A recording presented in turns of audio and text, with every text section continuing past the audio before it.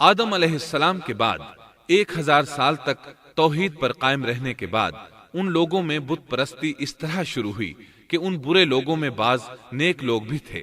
یہ برے لوگ ان نیک لوگوں سے بہت محبت کرتے تھے اور ان سے تقرب حاصل کرتے تھے، ان کی شان میں بہت مبالغہ کرتے تھے، جیسا کہ آج کل بعض لوگ علماء اور صالحین کی مدح سرائی میں زمین و آسمان کے قلابے ملاتے ہیں۔ یہی چیز بعد میں شرک کا ذریعہ بنی۔ امام بخاری رحمۃ اللہ علیہ نے سورہ نوح آیت 23 میں اللہ کے فرمان وَقَالُوا لَا تَذَرُنَّ آلِهَتَكُمْ وَلَا تَذَرُنَّ وَدًّا وَلَا سُوَاعًا وَلَا يَغُوثَ وَيَعُوقَ وَنَسْرًا، اور انہوں نے کہا کہ ہرگز اپنے معبودوں کو نہ چھوڑنا، اور نہ ود اور سوا اور یغوث اور یعوق اور نصر کو چھوڑنا۔ کی تفسیر کرتے ہوئے ابن عباس رضی اللہ عنہما سے روایت کی ہے، وہ فرماتے ہیں کہ یہ نوح علیہ السلام کی قوم کے بعض نیک آدمیوں کے نام ہیں۔ جب وہ فوت ہو گئے تو شیطان نے ان کی قوم کے دل میں یہ بات ڈال دی کہ جہاں وہ حضرات بیٹھا کرتے تھے وہاں ان کے بت بنا کر رکھ دو اور ان کو وہی نام دو جو ان بزرگوں کے تھے۔ انہوں نے ایسا ہی کیا اور پتھر کے بت بنا کر ان کے نام ان بزرگوں والے رکھ دیے۔ اس وقت تو بتوں کی پوجا نہ ہوئی، لیکن جب یہ لوگ فوت ہو گئے اور علم مٹ گیا تب ان کی پوجا ہونے لگی۔ ابن عباس رضی اللہ عنہما فرماتے ہیں نوح علیہ السلام کی قوم کے یہی بت بعد میں عرب میں پوجے گئے، اور اللہ تعالیٰ کے فرمان وَقَالُوا لَا تَذَرُنَّ آلِهَتَكُمْ وَلَا تَذَرُنَّ وَدًّا وَلَا سُوَاعًا وَلَا يَغُوثَ وَيَعُوقَ وَنَسْرًا کا یہی مطلب ہے، یعنی ان نیک بزرگوں کے بت بنا لیے گئے اور آہستہ آہستہ ان کی پوجا شروع کر دی گئی، اور سب لوگوں نے ایک اللہ کی عبادت سے انکار کر دیا۔ نوح علیہ السلام اکیلے اس دنیا میں موحد اور توحید پرست باقی رہ گئے۔ نوح علیہ السلام کا نسب کچھ یوں ہے: نوح بن لامک بن متو شلح بن ادریس۔ اس طرح ادریس علیہ السلام ان کے پردادا ہوئے۔ اس وقت لوگوں کی عمریں بہت طویل ہوتی تھیں، اس لیے ہم کہہ سکتے ہیں کہ ادریس علیہ السلام کئی 100 سال زندہ رہے، اور نوح علیہ السلام 1000 سال سے بھی زیادہ عرصہ زندہ رہے۔ عمریں لمبی ہونے کی وجہ سے ادریس علیہ السلام اور نوح علیہ السلام کے درمیان کافی مدت بنتی ہے، اور اسی مدت کے دوران کفر و شرک نے زور پکڑا اور بتوں کی عبادت شروع ہو گئی۔ تب اللہ تعالیٰ نے نوح علیہ السلام کو زمین میں مبعوث فرمایا۔ ابن عباس رضی اللہ عنہما سے روایت ہے کہ نبی صلی اللہ علیہ وسلم نے فرمایا، آدم علیہ السلام اور نوح علیہ السلام کے درمیان 10 قرن تھے۔ ایک قرن 100 سال کا ہوتا ہے۔ آدم علیہ السلام کے 1000 سال بعد تک لوگ توحید پر قائم رہے، پھر آہستہ آہستہ شیطان نے انہیں شرک کے راستے پر ڈال دیا، شرک عام ہو گیا، ایک اللہ کی عبادت بالکل ختم ہو کر رہ گئی۔ تب اللہ نے نوح علیہ السلام کو مبعوث فرمایا، انہوں نے اللہ کی طرف دعوت دی، انہوں نے بہت مشقت اٹھائی، جیسا کہ سورہ نوح میں اللہ فرماتے ہیں بسم اللہ الرحمن الرحیم انا ارسلنا نوحا الى قومه ان انذر قومك من قبل ان يأتيهم عذاب أليم قال يا قوم إني لكم نذير مبين أن اعبدوا الله واتقوه وأطيعون يغفر لكم من ذنوبكم ويؤخركم إلى أجل مسمى إن أجل الله إذا جاء لا يؤخر لو كنتم تعلمون۔ اللہ تعالیٰ بخشش اور رحم کرنے والے کے نام سے شروع کرتا ہوں۔ یقیناً ہم نے نوح کو ان کی قوم کی طرف بھیجا کہ اپنی قوم کو ڈراؤ اور خبردار کر دو اس سے پہلے کہ ان کے پاس دردناک عذاب آ جائے۔ نوح نے کہا، اے میری قوم، میں تمہیں صاف صاف ڈرانے والا ہوں کہ تم اللہ کی عبادت کرو اور اس سے ڈرا کرو اور میرا کہنا مانو، تو وہ تمہارے گناہ بخش دے گا اور تمہیں ایک وقت مقررہ تک چھوڑ دے گا۔ یقیناً اللہ کا وعدہ جب آ جاتا ہے تو موقوف نہیں ہوتا، کاش تمہیں سمجھ ہوتی۔ نوح علیہ السلام تبلیغ کے سلسلے میں سخت محنت کرتے، دن رات لوگوں کے گھروں اور ان کے اجتماعات میں جا جا کر انہیں دعوت دیتے۔ آپ انہیں اعلانیہ اور پوشیدہ طور پر دعوت دیتے، یہاں تک کہ دعوت دیتے دیتے انہیں 950 سال گزر گئے، لیکن سوائے چند لوگوں کے کوئی ایمان نہ لایا۔ تب انہوں نے اللہ سے دعا کی، اے میرے اللہ، میں نے اپنی قوم کو دن رات تیری طرف بلایا، لیکن میرے بلانے سے یہ اور زیادہ بھاگنے لگے۔ انہوں نے اپنے کانوں میں انگلیاں ٹھونس لیں، اپنے اوپر کپڑے اوڑھ لیے اور کہنے لگے، ہم تیری شکل دیکھنا نہیں چاہتے۔ میرے اللہ، یہ لوگ تیری باتیں سننا پسند نہیں کرتے۔ میں نے پھر بھی ان سے کہا، اپنے مالک سے بخشش طلب کرو، وہ بڑا بخشنے والا ہے۔ اس وقت نوح علیہ السلام کی قوم میں ایک بادشاہ تھا، وہ بہت مغرور تھا۔ وہ قوم سے کہنے لگا، نوح کی باتوں پر کان نہ دھرنا اور نہ اس سے بحث کرنا، یہ جو کرتا ہے اسے کرنے دو، تم اپنے بتوں کی پوجا پر ڈٹے رہو۔ چنانچہ لوگوں نے نوح علیہ السلام کی باتوں کی طرف سے کان بند کر لیے، اپنے بادشاہ کی بات پر عمل کرنے لگے۔ تب نوح علیہ السلام نے اللہ سے فریاد کی، اے پروردگار، یہ میرا کہنا نہیں مانتے، ان لوگوں کی سنتے ہیں جن کی اولاد اور مال نے انہیں فائدہ تو نہ دیا، الٹا نقصان پہنچایا، اور انہوں نے میرے ساتھ بڑا داؤ کیا، یعنی دوسروں کو میرے درپے کر دیا، خود بھی مجھے ستانے میں کوئی کسر نہ چھوڑی، اور آپس میں ایک دوسرے سے کہنے لگے، اپنے دیوتاؤں کو نہ چھوڑنا، نہ ود اور نہ سوا اور نہ یغوث اور نہ یعوق اور نہ نصر کو چھوڑنا۔ ان لوگوں نے بہت سے لوگوں کو گمراہ کر ڈالا، اور پروردگار تو ایسا کر کہ یہ ظالم اور زیادہ گمراہ ہو۔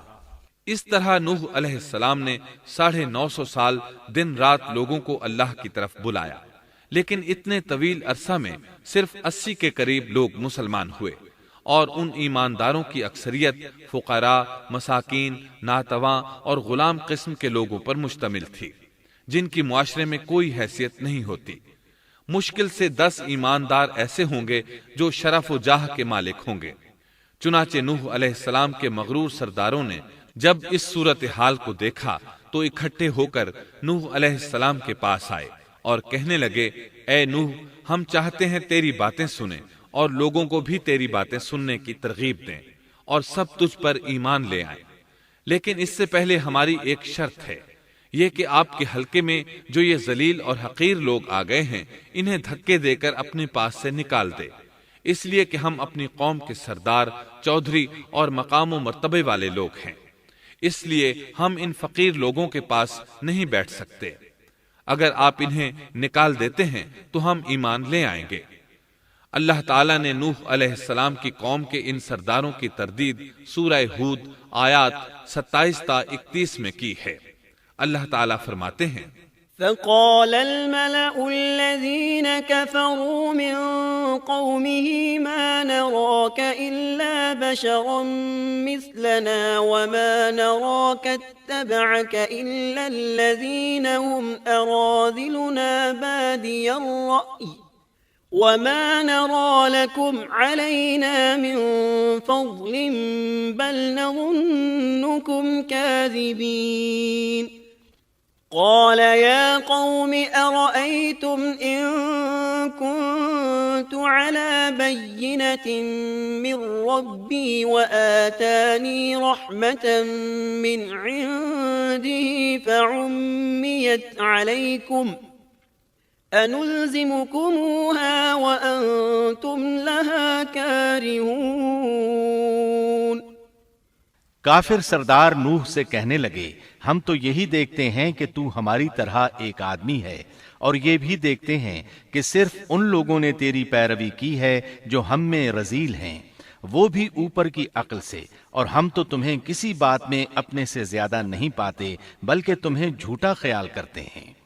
نوح نے کہا، اے سردارو، بتلاؤ تو صحیح، اگر میں اپنے رب کی طرف سے جو دلیل آئی ہے اس پر قائم ہوا اور اس نے اپنی مہربانی سے مجھے سرفراز کیا اور تم سے وہ چھپی رہی، تو کیا زبردستی میں اسے تمہارے سر منڈ دوں گا، حالانکہ تم اس سے بیزار ہو۔ وَيَا قَوْمِ لَا أَسْأَلُكُمْ عَلَيْهِ مَالًا إِنْ أَجْرِيَ إِلَّا عَلَى اللَّهِ وَمَا أَنَا بِطَارِدِ الَّذِينَ آمَنُوا إِنَّهُمْ مُلَاقُو رَبِّهِمْ وَلَكِنِّي أَرَاكُمْ قَوْمًا تَجْهَلُونَ وَيَا قَوْمِ مَنْ يَنْصُرُنِي مِنَ اللَّهِ إِنْ طَرَدتُّهُمْ أَفَلَا تَذَكَّرُونَ وَلَا أَقُولُ لَكُمْ عِنْدِي خَزَائِنُ اللَّهِ وَلَا أَعْلَمُ الْغَيْبَ وَلَا أَقُولُ لَكُمْ إِنِّي مَلَكٌ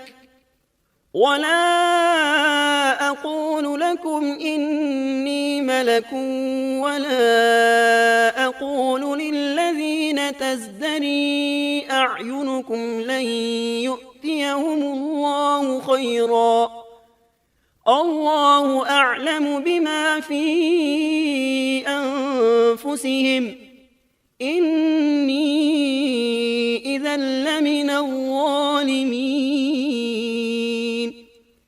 میری قوم والو، میں تم سے اس پر کوئی مال نہیں مانگتا، میرا ثواب تو صرف اللہ تعالیٰ کے ہاں ہے، نہ میں ایمانداروں کو اپنے پاس سے نکال سکتا ہوں، انہیں اپنے رب سے ملنا ہے، لیکن میں دیکھتا ہوں کہ تم لوگ جہالت کی بات کر رہے ہو۔ میری قوم کے لوگوں، اگر میں ان مومنوں کو اپنے پاس سے نکال دوں تو اللہ کے مقابلے میں میری مدد کون کر سکتا ہے؟ کیا تم کچھ بھی غور و فکر نہیں کرتے؟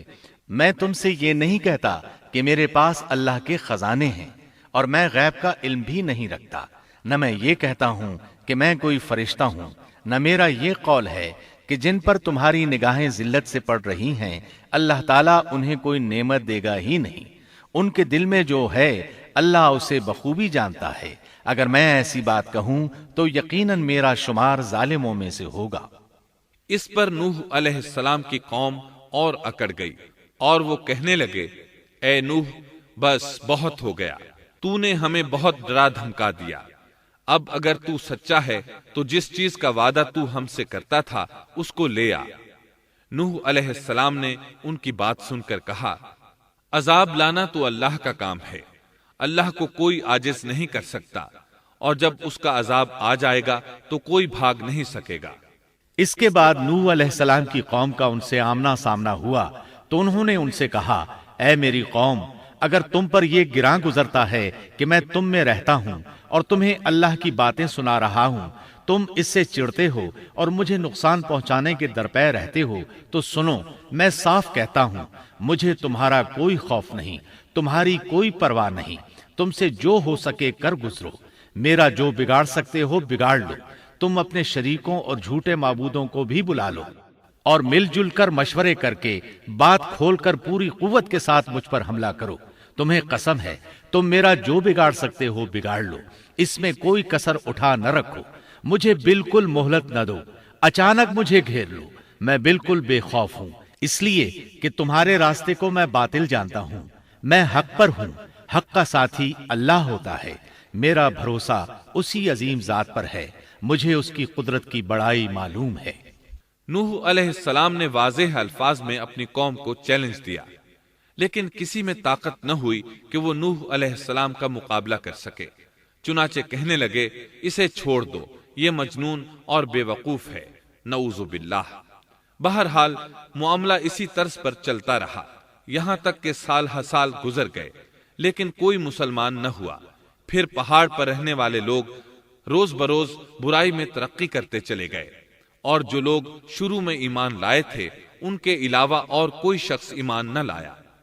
نوح علیہ السلام انہیں مسلسل دعوت دیتے رہے مگر بے اثر۔ یہاں تک کہ اللہ تعالیٰ نے نوح علیہ السلام کی طرف وحی کی کہ اب کوئی شخص ایمان نہیں لائے گا۔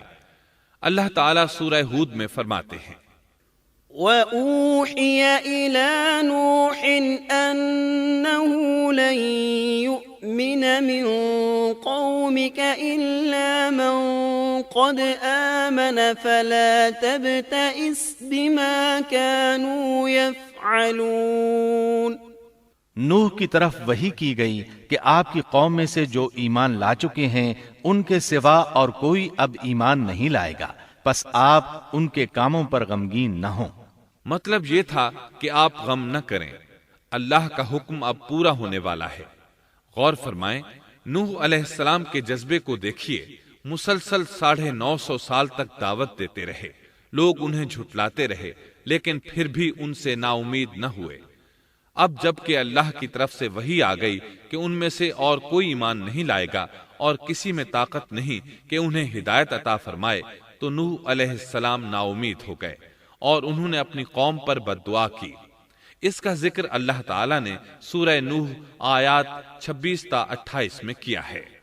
وَقَالَ نُوحٌ رَبِّ لَا تَذَرْ عَلَى الْأَرْضِ مِنَ الْكَافِرِينَ دَيَّارًا إِنَّكَ إِن تَذَرْهُمْ يُضِلُّوا عِبَادَكَ وَلَا يَلِدُوا إِلَّا فَاجِرًا كَفَّارًا رَبِّ اغْفِرْ لِي وَلِوَالِدَيَّ وَلِمَن دَخَلَ بَيْتِيَ مُؤْمِنًا وَلِلْمُؤْمِنِينَ وَالْمُؤْمِنَاتِ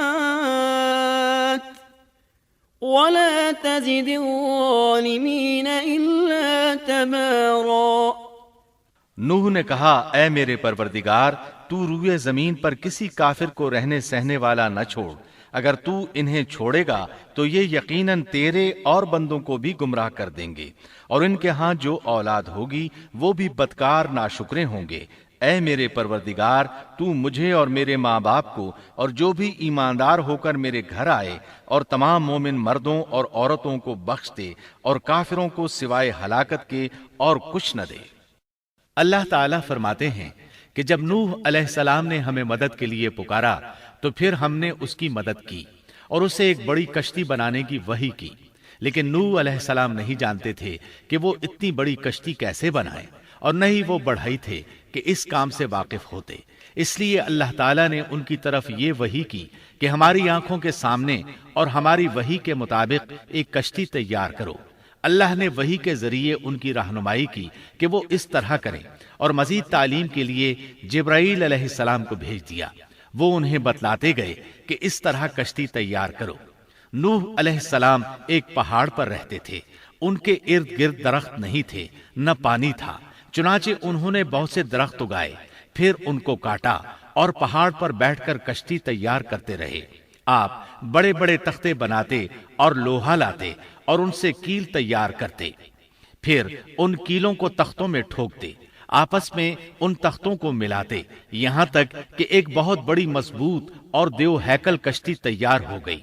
ایک روایت کے مطابق نوح علیہ السلام نے اس کو 100 سال میں تیار کیا۔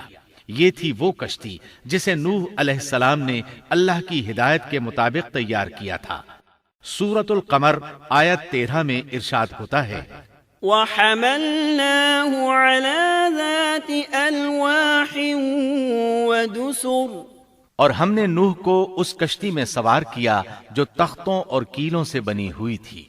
نوح علیہ السلام نے دعوت کا کام چھوڑ دیا اور کشتی بنانے لگے۔ وہ لوگ جب انہیں کشتی بناتے دیکھتے تو ان کا مذاق اڑاتے، کہتے، نوح پہلے تو نبی تھا، اب بڑھئی بن گیا۔ مزید کہتے، یہ کیسا مجنون ہے کہ پہاڑ پر کشتی بنا رہا ہے، تعجب ہے اس پر۔ اللہ نے ان کافروں کے مذاق کا ذکر سورہ ہود آیات 38 اور 39 میں کیا ہے۔ وَيَصْنَعُ الْفُلْكَ وَكُلَّمَا مَرَّ عَلَيْهِ مَلَأٌ مِّن قَوْمِهِ سَخِرُوا مِنْهُ قَالَ إِن تَسْخَرُوا مِنَّا فَإِنَّا نَسْخَرُ مِنكُمْ كَمَا تَسْخَرُونَ فسوف تعلمون من يأتيه عذاب يخزيه ويحل عليه عذاب مقيم۔ نوح کشتی بنانے لگے، اس کی قوم کی جو جماعت اس کے پاس سے گزرتی وہ اس کا مذاق اڑاتی۔ وہ کہتے اگر تم ہمارا مذاق اڑاتے ہو تو ہم بھی تم پر ایک دن ہنسیں گے جیسے تم مسخرہ پن کر رہے ہو۔ تمہیں بہت جلد معلوم ہو جائے گا کہ کس پر عذاب آتا ہے، جو اسے رسوا کرے اور اس پر ہمیشہ کا عذاب اتر آئے۔ اس کشتی کا حلیہ ابن عباس رضی اللہ عنہما سے ایک روایت میں یوں آیا ہے۔ وہ بیان کرتے ہیں کہ نوح علیہ السلام نے پہاڑ پر ایک کشتی تیار کی اور اسے تارکول سے لت پت کیا۔ اسی وقت سے تارکول کا ظہور ہوا۔ اس کشتی کا طول 300 گز، اونچائی 30 گز اور عرض 50 گز تھا۔ ایک اندازے کے مطابق اس کا طول 1 کلومیٹر سے زیادہ تھا اور اس کی بلندی اور گہرائی کے بارے میں کہا گیا ہے کہ 30 ہاتھ تھی، اور یہ کشتی عام کشتیوں کی طرح اوپر سے کھلی ہوئی نہیں تھی، بلکہ جس طرح اس کو نیچے سے بند کیا گیا تھا اسی طرح اوپر سے بھی بند کیا گیا تھا، تاکہ اوپر سے جو بارش برسے وہ انہیں نقصان نہ دے، اور جس طرح نیچے والے غرق ہونے سے محفوظ رہیں اسی طرح اوپر والے بھی محفوظ رہیں۔ گویا وہ ایک گیند کی مانند تھی۔ اس میں الگ الگ 3 درجے بنائے گئے تھے، ہر درجے میں ایک دروازہ تھا، اور یہ 3 دروازے اس طرح تھے کہ ہر دروازے کے اوپر ایک دروازہ تھا۔ یہ اس کشتی کا حلیہ تھا جس کے راوی ابن عباس رضی اللہ عنہما ہیں۔ یہ کشتی آج بھی موجود ہے۔ اللہ تعالیٰ نے اس کشتی کو بطور عبرت اور نشانی کے باقی رکھا ہے، جیسا کہ اللہ تعالیٰ فرماتے ہیں وَلَقَدْ تَرَكْنَاهَا آيَةً فَهَلْ مِن مُدَّكِرٍ، اور بے شک ہم نے اس واقعے کو نشانی بنا کر باقی رکھا، پس ہے کوئی نصیحت حاصل کرنے والا۔ اس صدی میں علماء کے ایک گروہ نے اس کشتی کو ترکی کے ایک پہاڑ پر پا لیا ہے۔ اب وہ 2 ٹکڑوں میں تقسیم ہو چکی ہے۔ اس کا حلیہ وہی تھا جو بیان ہوا۔ اللہ کا فرمان سچا ثابت ہو گیا کہ ہم نے اس کو نشانی بنا کر باقی رکھا ہے۔ اس کے بعد طوفان آیا۔ اللہ تعالیٰ نے نوح علیہ السلام کو اس طوفان کے ظہور کی ایک نشانی اور علامت بتلائی تھی۔ نوح علیہ السلام کے گھر میں ایک تنور تھا۔ اللہ نے فرمایا جب یہ تنور جوش مارنے لگے اور پانی اس سے ابلنے لگے تو سمجھ لینا اللہ کا وعدہ آ گیا۔ چنانچہ اس وقت مومنوں کو اور اپنے اہل و عیال کو اور زمین پر بسنے والے تمام جانوروں کا جوڑا جوڑا اس کشتی میں سوار کر لینا۔ تنور سے کیا مراد ہے، اس کے متعلق مفسرین میں اختلاف ہے۔ بعض کہتے ہیں کہ اس سے مراد ایک چشمہ ہے جو زمین سے نکلتا ہے، لیکن راجح روایات کے مطابق اس سے مراد معروف تنور ہے جس میں آگ جلا کر روٹیاں پکائی جاتی ہیں۔ یہ تنور نوح علیہ السلام کے گھر میں تھا، اور اسی کو اللہ نے طوفان کے آنے کی علامت بتایا اور فرمایا کہ جب یہ پھوٹ پڑے اس وقت ہر چیز کا جوڑا جوڑا کشتی پر سوار کر لینا۔ اللہ تعالیٰ سورہ ہود آیت 40 میں فرماتے ہیں حَتَّى إِذَا جَاءَ أَمْرُنَا وَفَارَتِ النُّورُ قُلْ نَحْمِلْ فِيهَا مِن كُلٍّ زَوْجَيْنِ اثْنَيْنِ وَأَهْلَكَ إِلَّا مَن سَبَقَ عَلَيْهِ الْقَوْلُ وَمَا آمَنَ مَعَهُ إِلَّا قَلِيلٌ۔ یہاں تک کہ جب ہمارا حکم آ پہنچا اور تنور ابلنے لگا، ہم نے کہا اس کشتی میں ہر قسم کے جوڑے دوہرے سوار کر لے، اور اپنے گھر کے لوگوں کو بھی سوائے ان کے جن پر پہلے سے بات پڑ چکی ہے، اور سب ایمان والوں کو بھی۔ اس کے ساتھ ایمان لانے والے بہت ہی کم تھے۔ کشتی میں سوار ہونے والوں کی تعداد 80 بتائی جاتی ہے۔ چنانچہ جب تنور جوش مارنے لگا تو نوح علیہ السلام کشتی میں سوار ہو گئے۔ کشتی ان کی بستی میں لوگوں سے دور پہاڑ پر تھی۔ اللہ کی قدرت کہ تمام قسم کے جانور بھی کشتی کے پاس آ گئے، नूह अलैहिस्सलाम ने उन्हें भी सवार कर लिया। अल्लाह ताला सूरतुल कमर आयात 11 और 12 में फरमाते हैं, ففتحنا أبواب السماء بماء منهمر وفجرنا الأرض عيونا فالتقى الماء على أمر قد قدر بس ہم نے آسمان کے دروازوں کو زور کی بارش سے کھول دیا اور زمین کے چشموں کو جاری کر دیا، پس اس کام پر جو پانی مقرر کیا گیا تھا خوب جمع ہو گیا۔ آسمان سے نازل ہونے والا اور زمین سے نکلنے والا پانی کتنا تھا، اس کا اندازہ اللہ ہی کو ہے۔ بہرحال اس پانی نے زمین پر رہنے والے انسان، چوپائے، حیوانات، غرض ہر چیز کو غرق کر دیا۔ اس بارے میں اللہ فرماتے ہیں، نوح نے اپنی قوم سے تنگ آ کر ہمارے حضور دعا کی، ہم تو ہیں ہی بہترین طور پر دعاؤں کے قبول کرنے والے۔ فوراً ان کی دعا قبول کر لی اور اس تکلیف اور ایذا سے انہیں بچا لیا جو انہیں کفار سے روزمرہ پہنچ رہی تھی، اور ان کی اولاد کو ہم نے باقی رہنے والی بنا دیا، یعنی انہی کی اولاد سے پھر سے دنیا آباد ہوئی، کیونکہ صرف وہی لوگ بچے تھے جو کشتی پر سوار تھے، اور ہم نے ان کا ذکر خیر پچھلوں میں باقی رکھا۔ نوح علیہ السلام پر تمام جہانوں میں سلام ہو۔ ہم نیکی کرنے والوں کو اسی طرح بدلے دیتے ہیں، وہ ہمارے ایماندار بندوں میں سے تھا، پھر ہم نے باقی سب کو غرق کر دیا۔ اللہ مزید فرماتے ہیں، جب پانی میں طغیانی آ گئی تو اس وقت ہم نے تمہیں کشتی میں چڑھا لیا تاکہ اس کو تمہارے لیے نصیحت اور یادگار بنا دیں، تاکہ یاد رکھنے والے کان اس کو یاد رکھیں۔ یعنی پانی اتنا زیادہ ہو گیا کہ اس سے تمام شہر، بستیاں، انسان اور جانور غرق ہو گئے، یہاں تک کہ پانی بلند پہاڑوں سے بھی اونچا ہو گیا، اور اتنے بلند پانی پر یہ کشتی نوح علیہ السلام اور ان کے ساتھیوں کو اپنے دامن میں سمیٹے اللہ کے حکم سے اور اس کی حفاظت میں پہاڑ کی طرح رواں دواں تھی، ورنہ اتنے طوفانی پانی میں کشتی کی حیثیت ہی کیا ہوتی ہے۔ نوح علیہ السلام کشتی میں سوار ہوئے اور انہوں نے اپنے ساتھیوں کو حکم دیا کہ وہ یہ دعا پڑھیں، بسم اللہ مجریہا ومرساہا ان ربی لغفور رحیم۔ اللہ ہی کے نام سے اس کشتی کا چلنا اور ٹھہرنا ہے، یقیناً میرا پالنے والا بڑی بخشش اور رحم والا ہے۔ یہی اللہ کا حکم آپ کو تھا کہ جب تم اور تمہارے ساتھی ٹھیک طرح بیٹھ جاؤ تو کہنا، الحمد للہ الذی نجانا من القوم الظالمین وقل رب انزلنی منزلا مبارکا وانت خیر المنزلین۔ سب تعریف اللہ ہی کے لیے ہے جس نے ہمیں ظالم لوگوں سے نجات عطا فرمائی، اور کہنا کہ اے میرے رب مجھے بابرکت اتارنا، اور تو ہی بہتر اتارنے والا ہے۔ اللہ تعالیٰ نوح علیہ السلام کو نصیحت کر رہے ہیں کہ اللہ آپ کو اور آپ کے اہل کو نجات عطا فرمائیں گے۔ کشتی میں نوح علیہ السلام کے کافر بیٹے کے علاوہ تمام گھر والے سوار تھے۔ آپ کے کافر بیٹے کا نام کنعان تھا، وہ ایک طرف کھڑا تھا۔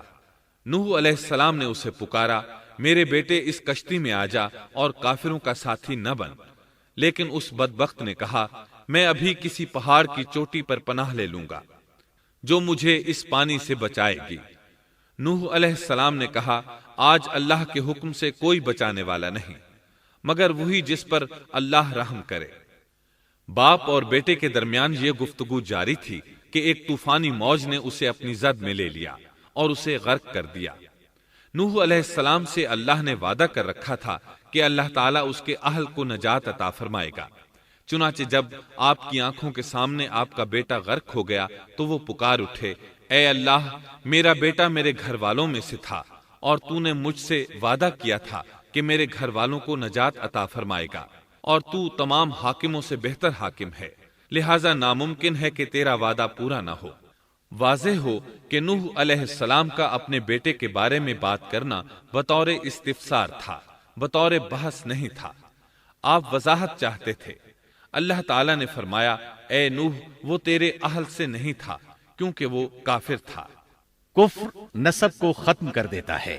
ایک مومن کا دوسرے مومن سے تعلق ایک مسلمان بھائی کے کافر بھائی سے تعلق سے زیادہ بڑا ہے، اور حقیقی اخوت وہ ہے جس کی بنیاد ایمان پر ہو۔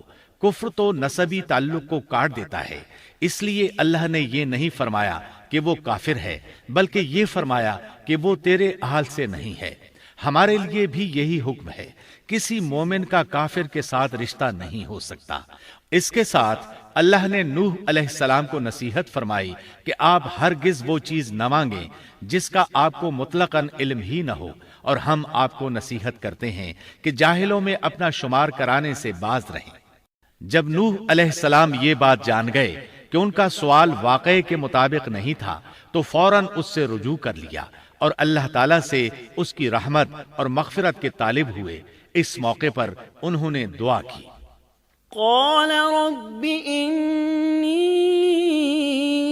أعوذ بك أن أسألك ما ليس لي به علم وإلا تغفر لي وترحمني أكن من الخاسرين۔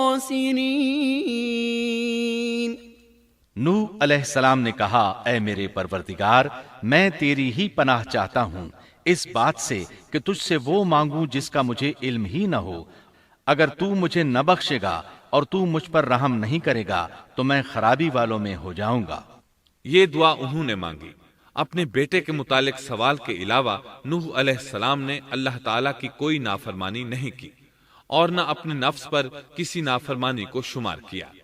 کشتی نوح علیہ السلام اور ان کے ساتھیوں کو لیے پانی کی موجوں پر بلند ہو رہی تھی، اور زمین پر موجود ہر چیز، انسان، حیوانات، چوپائے، پرندے غرق ہو چکے تھے۔ ان میں کوئی بھی باقی نہیں بچا تھا۔ اگر کوئی زندہ بچا تھا تو کشتی والے۔ ابن عباس رضی اللہ عنہما سے روایت ہے کہ نوح علیہ السلام اور ان کے ساتھی 6 ماہ کشتی میں رہے، اور بعض روایات میں یہ بھی ہے کہ وہ محرم کی 10 تاریخ کو کشتی سے نیچے اترے۔ آخر اللہ کے حکم سے طوفان رک گیا۔ اللہ نے زمین کو حکم دیا کہ وہ تمام پانی کو نگل جائے۔ زمین نے سارا پانی نگل لیا، زمین خشک ہو گئی۔ اللہ تعالیٰ سورہ ہود آیت 44 میں فرماتے ہیں، وقيل يا أرض ابلعي ماءك ويا سماء أقلعي وغيض الماء وقضي الأمر واستوت على الجودي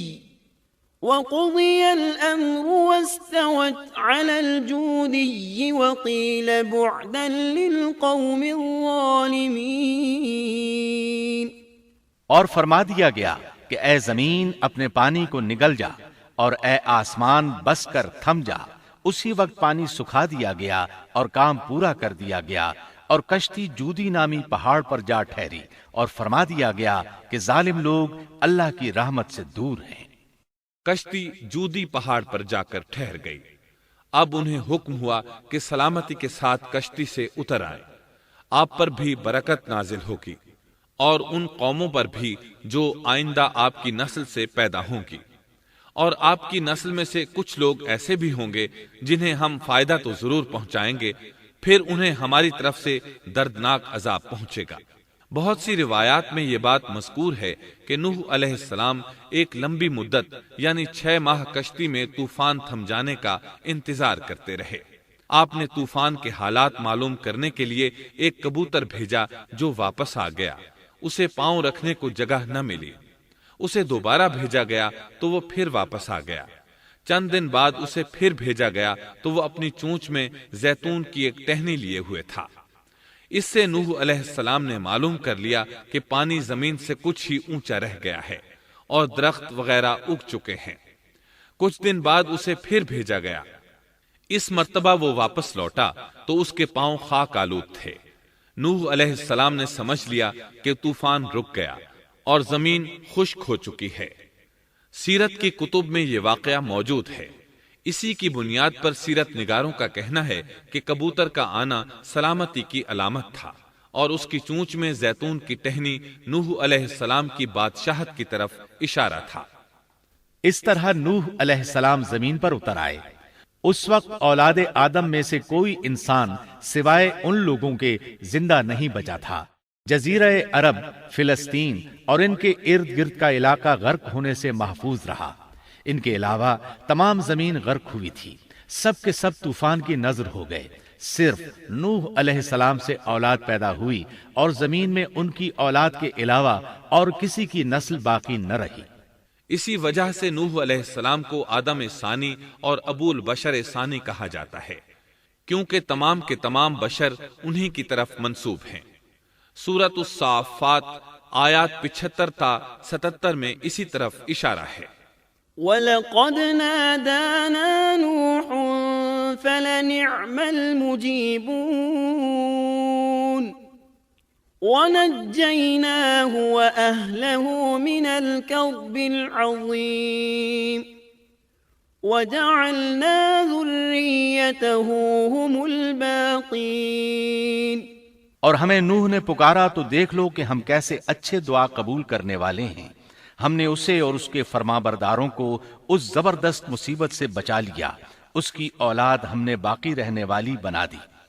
ایک دوسرے مقام پر اللہ تعالیٰ دیگر امم اور رسولوں کے متعلق کلام کرتے ہوئے فرماتے ہیں، اے ان لوگوں کی اولاد جنہیں ہم نے نوح کے ساتھ چڑھا لیا تھا، وہ ہمارا بڑا ہی شکر گزار بندہ تھا۔